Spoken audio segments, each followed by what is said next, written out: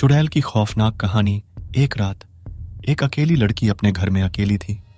वह अधीर थी और उसे अजीब सी गर्माहट का एहसास हो रहा था। वह ताकतवर हवा के बिजली के चमकते तेज बिजली के कारण अचानक बिजली का कट जाने से घबरा गई। उसका दिल धड़कने लगा। उसे घर के आसपास अनोखी आवाजें सुनाई दी, जैसे कोई भयावह चीखें लगा रहा हो। उसे लगा कि उसके पीछे कुछ बुरा हो रहा है। धीरे धीरे उसने दृढ़ता से कदम बढ़ाना शुरू किया, लेकिन वह उच्चारण को नहीं देख सकी। कुछ क्षण बाद उसे वहां भयावहता से भरी आवाज सुनाई दी। मैं यहां हूं, तुम्हारे पास आने को तैयार हो जाओ। धीरे धीरे आवाज उसके करीब आने लगी।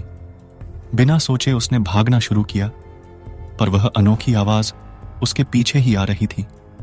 तभी उसने देखा कि एक चुड़ैल वहां आ रही है और उसके सामने उसके पिता का रूप धारण कर रही है। वह तो देखकर घबरा गई। चुड़ैल बोली, तुम्हारे पास आने का समय हो गया है मेरी बेटी। उसने भयभीत होकर पूछा, कौन हो तुम? मेरे पिता कौन है?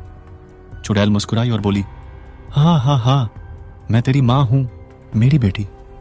लड़की को देखकर वह भयभीत हो रही थी, लेकिन फिर भी उसने झुककर वीरता दिखाई और कहा, तुम मेरी मां नहीं हो सकती, मेरी मां तो स्वर्ग में है। चुड़ैल भयावहता से चिल्लाई और उसके बाद अचानक गायब हो गई।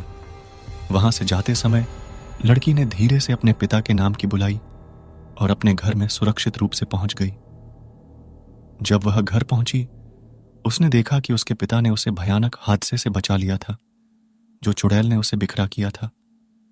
उसके पिता ने उससे कहा, बेटी, तुम्हारी होशियारी ने तुम्हें बचा लिया।